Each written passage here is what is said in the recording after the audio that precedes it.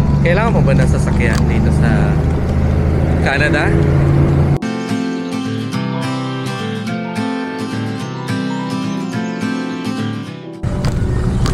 Good morning mga ka-Bronte.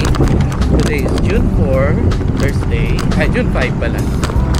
Dito sa Vancouver. So, gantuhan muna tayo for today. Kakalit ko lang sa school ng anak ko.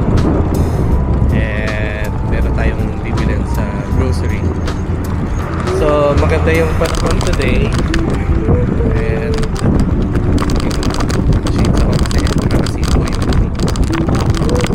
yung araw eh. Pwede naman pag-usapan yung tungkol sa sasakyan. Kailangan mo ba ng sasakyan dito sa Canada?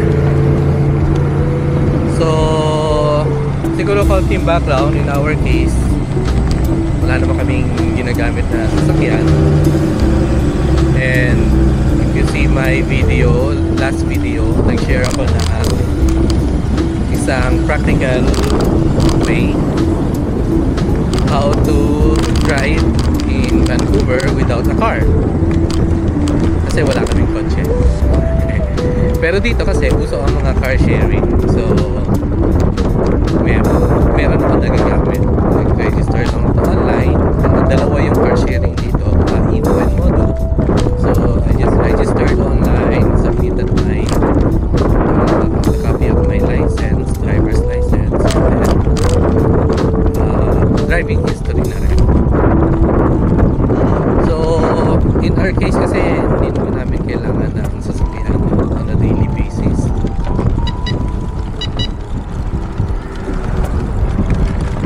Because ako nag-work ako sa bahay, work from home, wife ko naman hybrid. So hindi naman namin kailangan car on a daily basis. Minsan isang beses lang sa isang linggo, minsan nga hindi eh.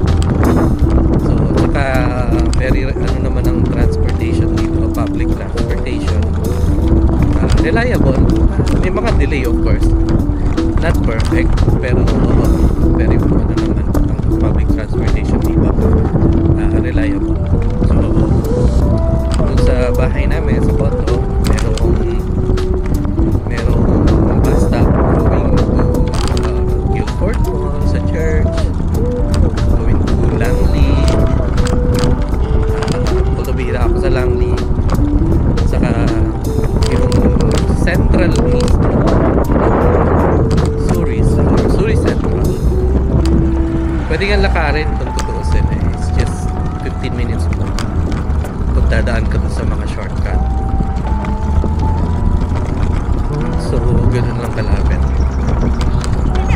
And then sobrang lapit din namin sa SkyTrain, MRT, kumbaga MRT. Tawag sa SkyTrain dito is sa train dito or MRT kumbaga is SkyTrain kasi elevated, pero may dumadaan din naman ang kanan. So yeah, in our case we don't really need a car. It's more practical na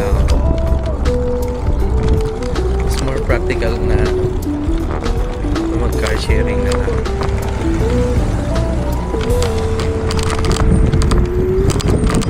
So pero kung ikaw kailangan mo ng sasakyan on a daily basis, let's say yung kahit sabihin mo may public transportation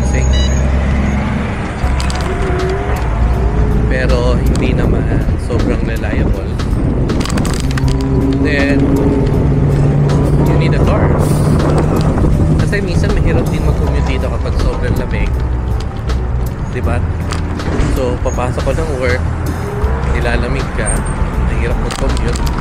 Ang mahirap actually yung naghihintay ka sa bus stop na sasakyan. Kaya yun yung mahirap. Tawid tayo. Tapos mas snow.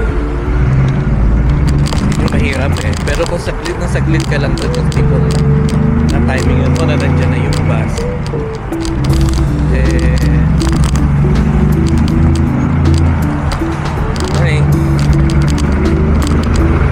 yun yung mahirap. Maghihintay ka sa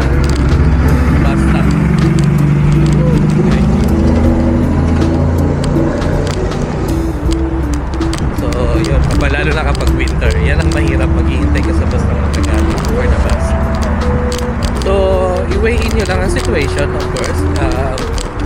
Siyempre, kung kaya ng budget, buy a car. And I suggest, if you're new to Canada, you're not resident yet, maybe consider buying second hand for now, para hindi mo kailangan magbayad ng monthly. Kasi if you buy yung mga lease or installment, diba, makakaano pa yan sa budget mo eh. But if you have spare money, mura lang naman ang mga second hand car dito. Minsan kami nagbebenta ng $3,000, $4,000, $5,000. Pero syempre, kung di ka marunong sa sasakyan, you need to find someone na medyo marunong para makikita kung okay ba yung makina, yung engine, di ba? But if you are someone na okay, marunong ka naman sa sasakyan, then you can check personally kung anong status or condition ng sasakyan. At isa pa, if you buy a car dito sa Canada, whether second hand or brand new, you need to pay insurance monthly. At ang insurance dito hindi rin mura ha.